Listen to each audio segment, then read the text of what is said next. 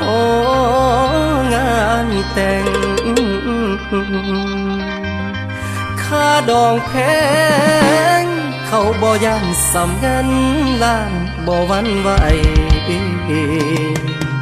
อ้ายนี่คนจนให้หักมัดใจบ่ได้แต่งย้อนเงินเขามาแสงแทงคนจนคืออ้ายสิตายย้อนเกือบบ่ยังน้อละนางน้อนางน้อ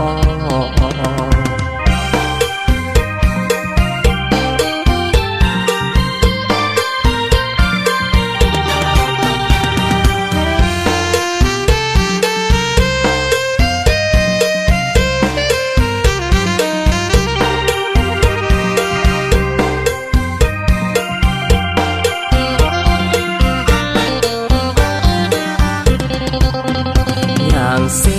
พบ้านแผ่นดิน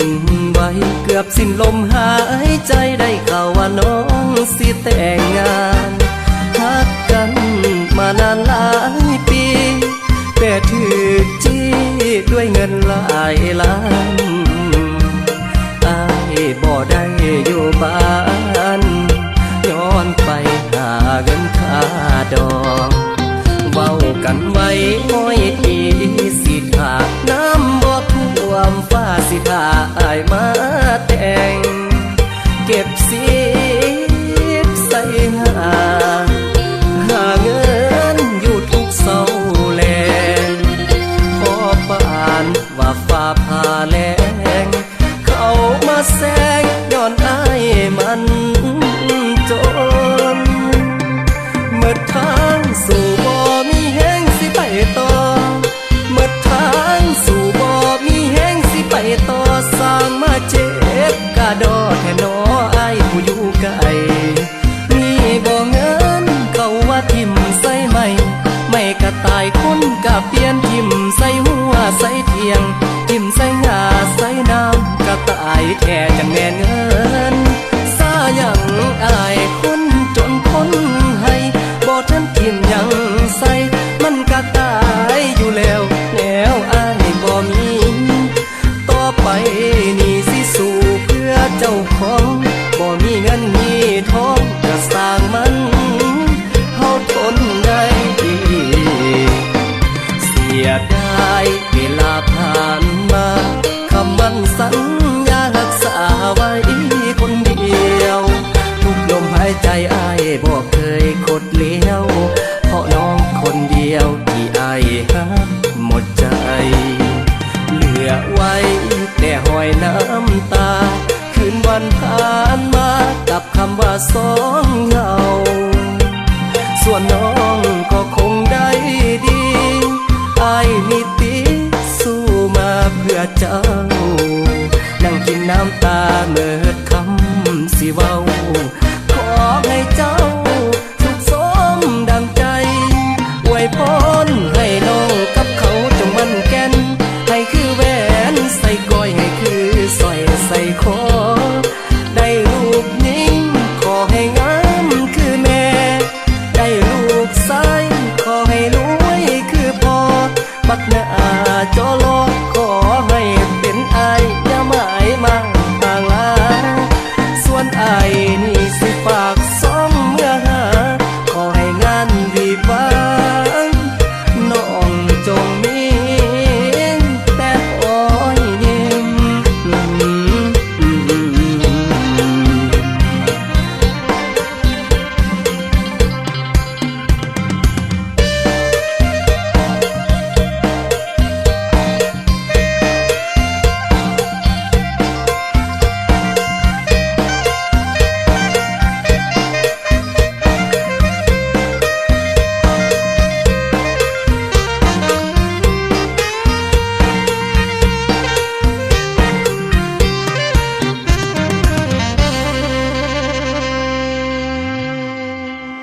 สบายดีเพิ่นมีรายการที่หักเพลงทุกท่านพบกันอีกแล้วกับรายการเสียงเพลงและข่าวบริการ ซึ่งพ่อๆกันมื้อนี้ก็เป็นมื้อเริ่มต้นเฮ็ดเวียกเฮ็ดงานของหลายๆท่านเนาะซึ่งมื้อนี้ก็เป็นมื้อวันจันทร์วันที่6เดือนเมษาคศ2026กงกับมื้อแรม4ค่ำเดือน5ลาวพุทธศักราชพศ2568ปีมะเส็งซึ่งก็ถือว่ายับย่อมอกันเข้ามาแล้วเนาะปุ่นปีใหม่ลาวซึ่งปีนี้ก็จะถึกอยู่วันที่14กงกับมื้อวันอังคารแรม12ค่ำเดือน5ลาวแล้วก็ถึกวันพุธวันพฤหัสซึ่งได้พักอยู่ใน3มื้อเต็มเนาะปุ่นปีใหม่ก็ถือว่าได้เต็มอิ่มกับบรรยากาศเปิกวันมวลซืนเฉลิมฉลองอวยพรซึ่งกันและกันและมื้อนี้โฆษกเองก็มีเรื่องเล่ามาสู่ทานได้รับฟังกันเป็นต้นแม่นเรื่องพญากบิณฑพรหมมันเป็นอะไรนั้นไปติดตามรับฟังนํกันเพราะว่าตัวนี้ก่อนจะมีบุญปีใหม่ลาวมันก็มาจากเรื่องเล่าแบบใดซึ่งหลายๆท่านก็คงจะได้ฮู้แล้วก็รับฟังหลายคนเล่าสู่กันฟังเนาะซึ่งมาเว้าถึงเรื่องพญากบิณฑพรหมนี่ก็เป็นเรื่องหนึ่งที่หลายท่านให้ความสนใจว่ามันมีเนื้อหาหรือว่ามีเนื้อในไปมาแบบใดเพราะว่าแต่ปางก่อนมีลูกชายเศรษฐีผู้หนึ่งชื่อว่าธรรมบาลกุมารเมื่อใหญ่ขึ้นมาแล้วได้ศึกษาเรียนรู้จบวิชาไตรเพศหรือว่าความรู้ขั้นสูง3อย่างคือดึขเวทยสุรเวทและสามเวทตั้งแต่อายุ7ปีเป็นนักปราชญ์ที่ว่ามีสติปัญญาฉลาดลักแหลมเหนือกว่ามนุษย์เช่นเดียวกันฮู้ฮอดภาษาสัตว์ต่างๆเนาะเมื่อมีคนถามปัญหาใดก็สามารถตอบได้แก้ไขได้หมดและความสาลือดังกล่าวนี้ได้ไปฮอดไปถึงหลายบ่อนจนไปฮอดเมืองสวรรค์สันฟ้าอีกด้วยและคราวนั้นอยู่ถึงสวรรค์ยังมีพญาพรหมองค์หนึ่งซึ่งเป็นเจ้าแห่งพรหมและเทวดาทั้งหลายชื่อว่าพญากบิณฑพรหมคิดอยากทดลองความรู้ของท้าวธรรมบาลกุมารจึงได้เหาะลงมายังโลกมนุษย์และก็ได้ไปพบกับท้าวอยู่ที่หอปราสาท7ชั้นซึ่งอาศัยอยู่คนเดียวพญากบิณฑพรหมได้ถามปัญหากับท้าวว่ามีอยู่3ข้อเนาะเช่นว่าในตอนเช้าสิริของคนอยู่ไสตอนสวยและตอนค่ำเดอยู่ไสพญากบิณฑพรหมบ่ได้ให้ธรรมะปานกุมารตอบในทันทีแต่ได้พัดไว้ว่า7มื้อจะมาฟังคำตอบโดยวางเงื่อนไขไว้ว่าถ้าตอบบ่ได้จะถูกตัดคอและในทางกงกันข้ามถ้าตอบได้ตนเองก็จะยอมตัดคอตนเองเพื่อบูชาเช่นเดียวกันดังนั้นตกลงกันว่าภายใน7วันข้างหน้าระหว่างท้าวกับพญาว่าผู้ใดจะถูกตัดคอหรือว่าผู้ใดจะรอดแบบนี้เนาะหลังจากพญากบิณฑพรหมได้กลับไปแล้วท้าวธรรมบาลกุมารก็ต้องได้ใช้สมองอย่างนักเพื่อคิดหาคำตอบแต่คิดแนวใดก็บ่ออกซอกอยู่ไสก็บ่เห็นเฮ็ดให้เพิ่นนี่ถือว่าจ้อยพร้อมเพราะว่าบ่ได้รับได้นอนในการค้นคว้าซอกฮู้หาคำตอบดังกล่าวแนวใดก็ตามเนาะ6มื้อผ่านไปถือว่าท้าวก็ยังบ่ได้คำตอบเทื่อแต่แนวใดก็ฮู้ว่าตนเองจะถูกตัดคอแน่นอนท้าวจึงตัดสินใจครั้งสุดท้ายเพราะว่าเขาเป็นนักปราชญ์ที่มีชื่อเสียงผู้หนึ่งบ่ยอมให้ตัดคอประจานให้เสียชื่อเสียงเฮ็ดหยังแหน่งสุไปตายเอาดีกว่าเนาะขณะนั้นเป็นเวลาค่ำมืดท้าวก็ได้นำห่างกายอันจอยผอมโซซักโซเซจากหอปราสาทชั้น7มุ่งหน้าเข้าป่าเพื่อย่างเอาไปตายเอาดับหน้าว่าซั่นซะแล้วไปต่อบ่ไหวก็เลยไปนั่งลงกองต้นตาลใหญ่ต้นหนึ่งโดยคิดว่าความอิดเมื่อยและความหิวโหยที่เพิ่มขึ้นสักไสนั้นจะเฮ็ดให้เขาจบชีวิตอยู่สถานที่แห่งนั้นแต่สวรรค์ได้เป็นใจให้ท้าวธรรมบาลกุมารอยู่เทิงต้นตาลต้นนั้นผัดมีแห่ง2ผัวเมียอาศัยอยู่ ตอนดึกสงัดคืนนั้นแห่งสองผัวเมียก็ได้ล้มกันเกี่ยวกับการออกไปหากินในมื้ออื่นแห่งสองผัวเมียล้มกันว่ามื้ออื่นพวกเฮาจะไปหากินทางใดแต่ตัวผัวพัดตอบว่ามื้ออื่นพวกเฮาบ่ต้องบินไปหากินอยู่ให้ไกลดอกถ้ากินสิ้นมนุษย์อยู่เมืองนี่ล่ะสั้นเมียถามอีกว่าสิมีสิ้นมนุษย์มาแต่ทางใดให้พวกเฮาได้กินบ่ผัวตอบว่าพญากบินละพรหมสิลงมาตัดคอธรรมบาลกุมมารแล้วเฮาสิได้กินสิ้นเขาเมียถามต่อไปตัดคอเขาเฮ็ดหยังผัวตอบว่าตัดละบ่แนวว่าตอบปัญหาเพิ่นบ่ได้เมียถามเติมเพิ่นถามว่าแนวใดยากแท้วะขั้นนักปราชญ์คือท้าวธรรมบาลกุมมารก็ยังตอบบ่ได้ซั่นวะผัวถามตอบมันสิยากอีหยังแต่ท้าวธรรมบาลกุมมารบ่ได้เรียนถึงก็เลยตอบบ่ได้เพิ่นถามว่าในตอนเช้าตอนบ่ายและตอนค่ำสิริของคนอยู่ไสเมียถามคันสั้นเจ้าฮู้บ่ว่าทั้ง3เวลาหั่นสิริของคนอยู่ไสผัวตอบเป็นหยังสิบ่ฮู้ง่ายสิตายเมียถามเติมคันสั้นเบาให้ค่อยฟังแน่ดูผัวตอบว่าเบ้าบ่ได้ดึกเดินแล้วนอนสาเมียบ่ยอมบ่คันเจ้าบ่เบาให้ค่อยฟังค่อยสิกั้นใจตายปะเจ้าผัวก็จำเป็นเลยเว้าสู่ฟังเว้าก็เว้าซั่นน่ะคือว่าตอนเช้าสิริของคนอยู่ที่หน้าฉะนั้นตื่นเช้ามาคนเฮาจึงพากันสวยหน้าล้างตาตอนสวยสิริอยู่ถึงหน้าอึกคนเฮาจึงมักเอาน้ำลูบหน้าอึกหรือล้างสวยตนโตตอนค่ำสิริอยู่ที่ตีนฉะนั้นคนเฮาจึงพากันล้างตีนให้สะอาดก่อนเข้านอนดังได้กล่าวในตอนต้นแล้วว่าธรรมบาลกุมมารฮู้ภาษานกดังนั้นคำสนทนาของแห่งสองผัวเมียจึงเปรียบเหมือนสิ่งศักดิ์สิทธิ์ที่ช่วยให้ท้าวหลอดพ้นจากความตายอย่างปาฏิหาริย์ท้าวเผาลุกจากเงาต้นตาลแล้วแล่นกลับคืนไปหอประสาทด้วยความสุขอย่างหาที่เปรียบบ่ได้เมื่ออื่นต่อมาซึ่งเป็นบรรทวน7พญากบิลพรหมได้ลงมาเพื่อฟังคำตอบเมื่อได้ฟังคำตอบปัญหาทั้ง3ข้ออย่างถูกต้องของธรรมบาลกุมมารแล้วพญากบิลพรหมก็จำเป็นต้องได้ตัดหัวของตนบูชาท้าวธรรมบาลกุมมารตามคำสัญญาแต่หัวของพญากบิลพรหมมีฤทธิ์เดชแก่กล้าหลายถ้าหากตัดแล้วตั้งไว้ถึงแผ่นดินก็จะลุกเป็นภัยมาไหลกันใหม่โลกทางโลกถ้าโยนขึ้นสู่เวหาก็จะไหม้อากาศเหตุให้มวลมนุษย์และสัตว์สารสิ่งหมดอากาศหายใจถ้าโยนลงน้ำก็เหตุแม่น้ำคงคามหาสมุทรเหือดแห้งเกิดภัยพิบัติแห่งแรงข่มขู่มวลมนุษย์ในทั่วโลกดังนั้นเพื่อช่วยมวลมนุษย์ให้หลุดพ้นจากภัยพิบัติดาวนั้น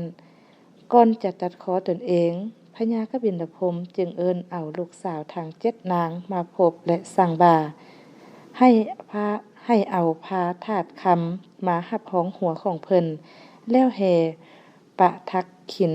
อ้อมเข้าพระสุเมนโนราช60นาทีหรือว่า1ชั่วโมงเต็มเนาะแล้วจึงนำไปเก็บไว้ในถ้ำทุรีที่เขาไก่ลาดเมื่อครบกำหนด365วันโลกสมมุติว่าเป็น1ปีถึงเดือน5ผ้าหลวงหรือกุศสงกรานต์ถ้ามื้อสังขารหลวงถึกวันใดให้ลูกสาวประจำวันนั้นหรือว่านางสังขารขี่สัตว์ที่เป็นพาหนะของตนเป็นหัวหน้าไปแห่เอาหัวของพ่อออกมาจากถ้ำเพื่อหดสงล่างสวยด้วยน้ำอบน้ำหอมให้สะอาดแล้วแห่อ้อมเขาพระสุเมนโนราชแล้วจึงเอาคืนไปไว้บนเก่าลูกสาวทาง7นางแม่นแทนให้7วันในอาทิตย์หนึ่งซึ่งแต่ละนางก็มีสัตว์เป็นพาหนะประจำตัวคือบั้นอาทิตย์แม่นนางทุงสะเทวีขี่ขุด บั้นจันทร์แม่นนางโคลาคะเทวีขี่เสือโคงบั้นอังคารแม่นวันหากสะเทวีขี่หมูบั้นพุธแม่นนางมนทาเทวีขี่ม้าลอบั้นพฤหัสแม่นนางกิรินีเทวีขี่ช้างบั้นศุกร์แม่นนางกิมีทาเทวีขี่ควายวันเสาร์แม่นนางมโหธรเทวีขี่นกยุงย้อนสาเหตุที่ได้กล่าวมานี่เองเมื่อฮอดยามกุดสงกรานต์ปีใหม่แต่ละปีประชาชนลาวจึงเอาน้ำอบน้ำหอมหรือน้ำดอกไม้ไปโหดสงพระพุทธรูปโหดสงพ่อแม่เฒ่าแก่ครูบาอาจารย์และญาติพี่น้องเพื่อนฝูงเพื่อความเป็นสิริมงคลสืบต่อกันมาจนถึงปัจจุบันนี้ฉะนั้นปีนี้ก็ถือว่าฉะนั้นปีใหม่ลาวปีนี้ก็ถึกอยู่มื้อวันอังคารเป็นมื้อของลูกสาวนางหักสะเทวีขี่หมูเป็นพาหนะเนาะฉะนั้นก็ถือว่าทุกๆปีก็จะมีการหมุนเวียนเปลี่ยนไปตัวนี้ก็ถือว่าประวัติความเป็นมาของบุญปีใหม่ลาวซึ่งตัวนี้ก็นอนอยู่ใน12ปางตามเหตุ12ของ14ลาวพวกเขาเมื่อฮอดยามแล้วก็ต้องได้พากันเฮ็ดเพื่อเป็นการอวยพรหรือว่าปัดเคราะห์ประนามให้ไปนำปีเก่าพร้อมกับต้อนรับเอาสิ่งดีๆจากปีใหม่เข้ามาสู่ชีวิตก็คือครอบครัวของทานเนาะเอาล่ะมีรายการที่อยากเพลงมาฮอดนี้การดำเนินรายการพวกเฮาก็ยับย่อหมอกันเข้ามาแล้วก่อนจะจากกันไปก็ฝากตอนอีกหนึ่งผลงานเพลงกันเติมสบายดี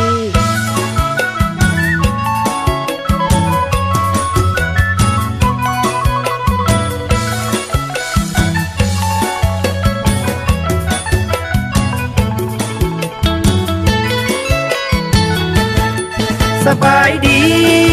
สบายดีปีใหม่ลาว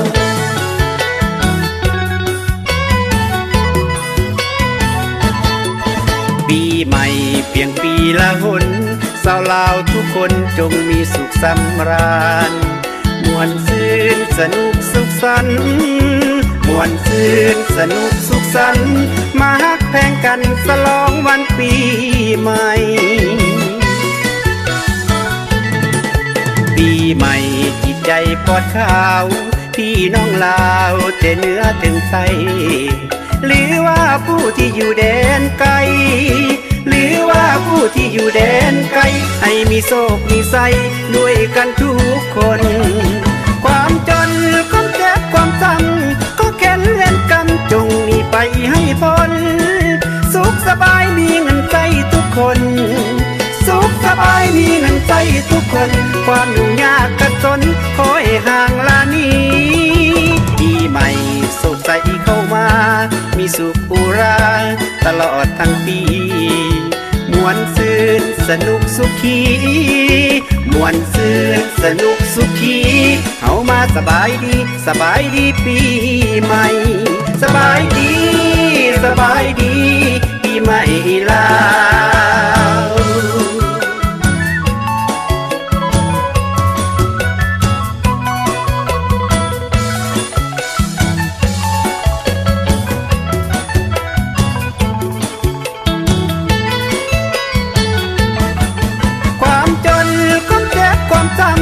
ก็แค้นเล่นกรรมจงหนีไปให้พ้นสุขสบายมีเงินใจทุกคน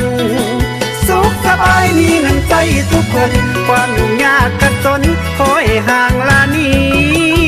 ปีใหม่สดใสเข้ามามีสุขอุราตลอดทั้งปี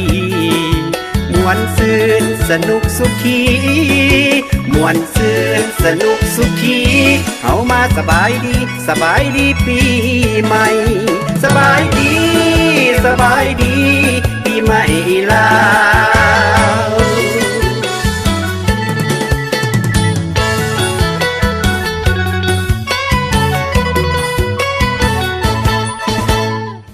ความจนความเจ็บความจำก็แค้นเล่นกรรม